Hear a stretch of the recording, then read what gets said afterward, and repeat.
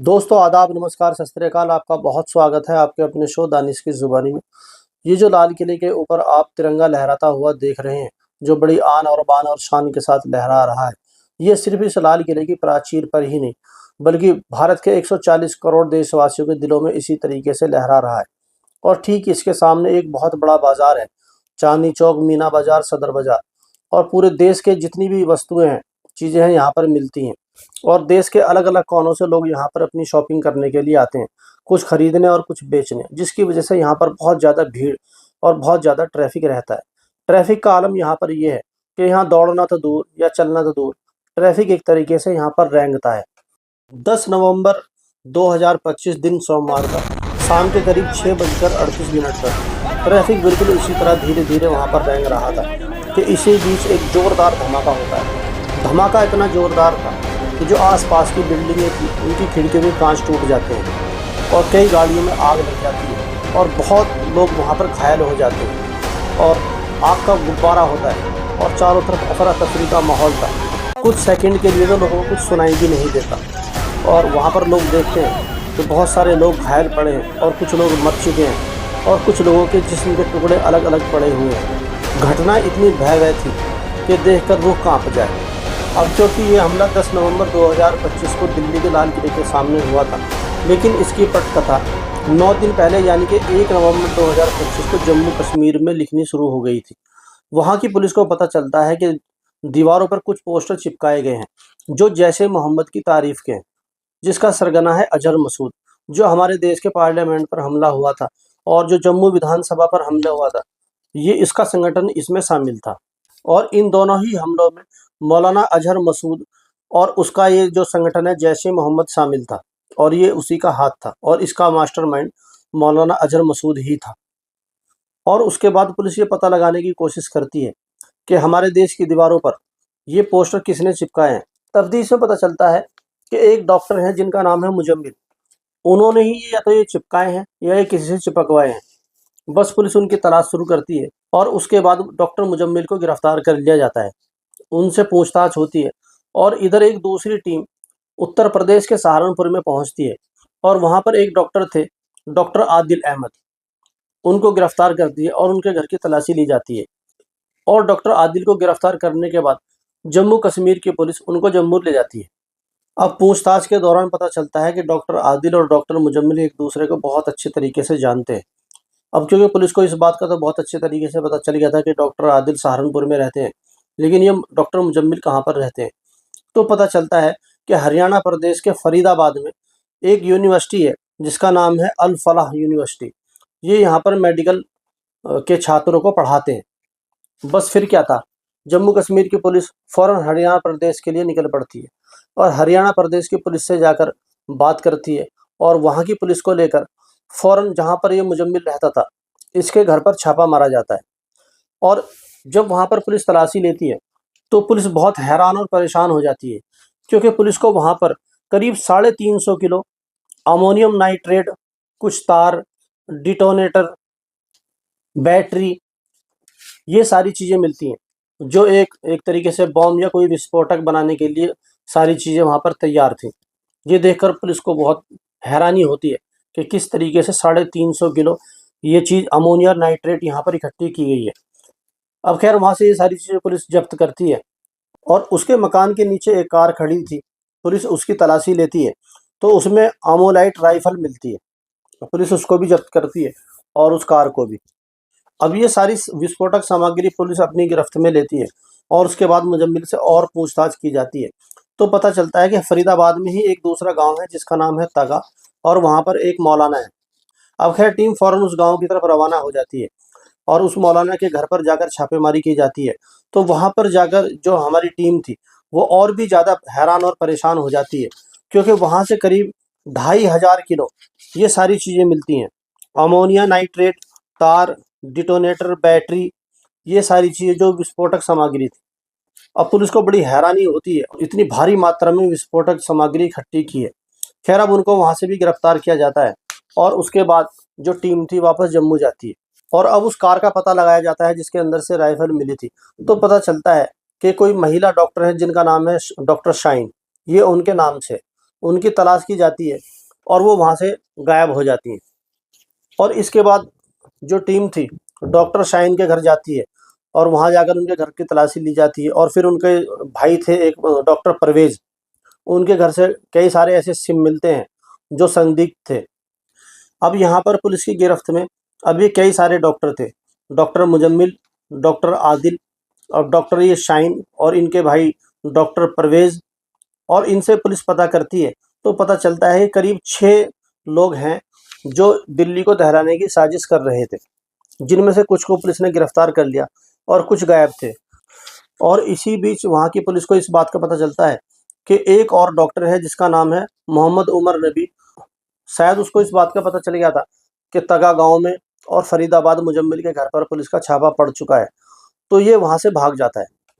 अब पुलिस पूरी ताकत से इनकी तलाश शुरू कर देती है, क्योंकि पुलिस को कहीं ना कहीं ये शक था कि जब इतना सारा ये विस्फोटक पदार्थ वहाँ पर मिला है कि कहीं ऐसा ना हो कि ये विस्फोटक पदार्थ कहीं और पर भी छुपा रखा हो। खैर इस चीज़ की पुलिस तलाश ही कर रही थी।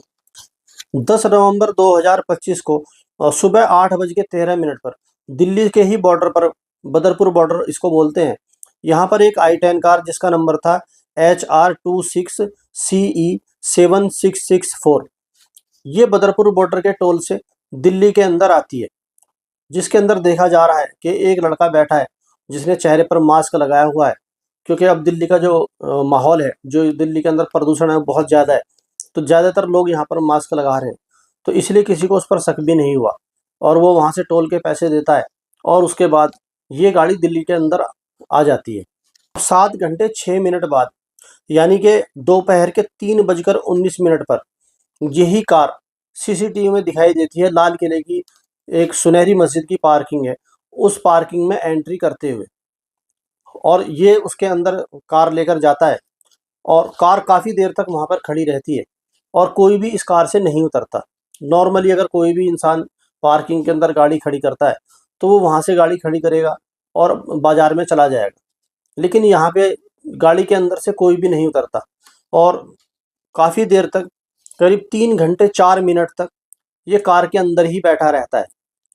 या तो कुछ ऐसा प्लान कर रहा हो या हो सकता है किसी से बात कर रहा हो। तो 3 घंटे 4 मिनट तक ये इसी तरीके से कार के अंदर बैठा रहता है, ना ही खिड़की खुलती है और ना ही ये बाहर निकलता है।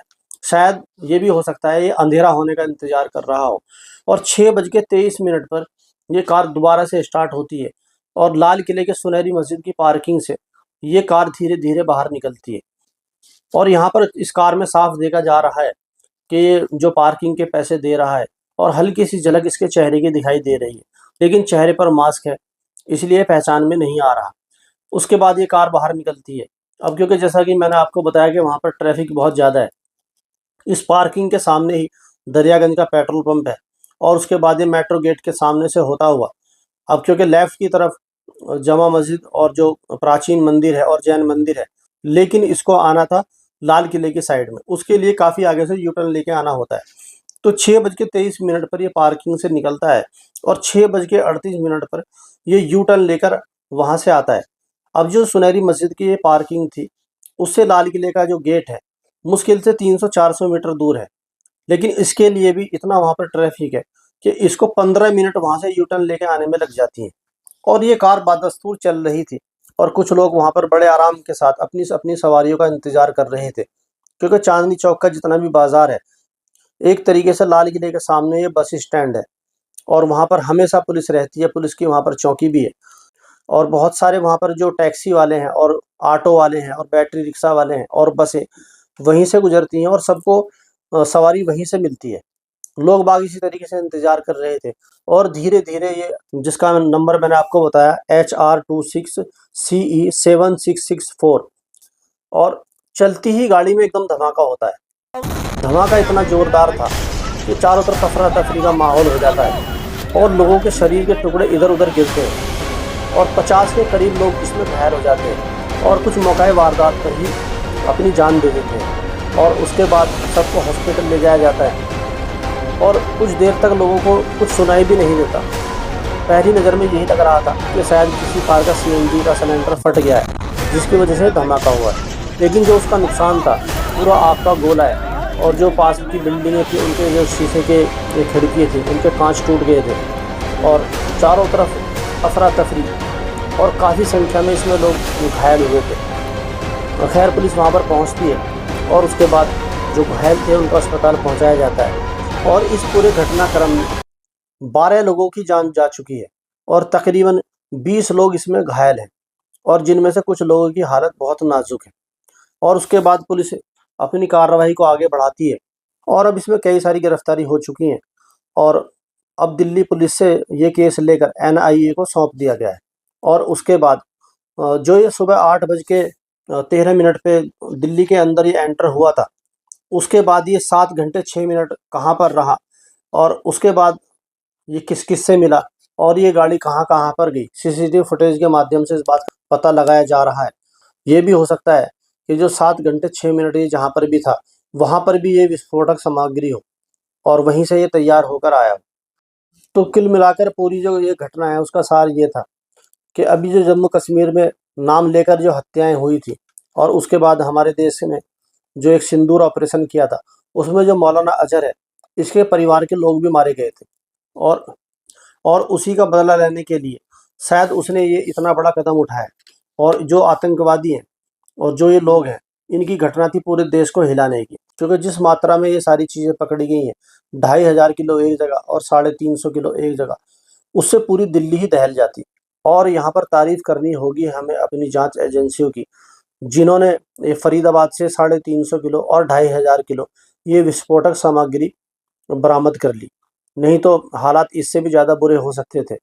और अभी भी जांच एजेंसियों को यही शक है कि कहीं ऐसा ना हो कि ये बारूद जो भी विस्फोटक सामग्री है ये कहीं और भी हो, क्योंकि शक इसलिए हो रहा है कि 8:03 पर ये दिल्ली के अंदर एंटर हुआ था जो ये I-10 गाड़ी थी और 7 घंटे तक ये दिल्ली के किस हिस्से में और किसके पास था।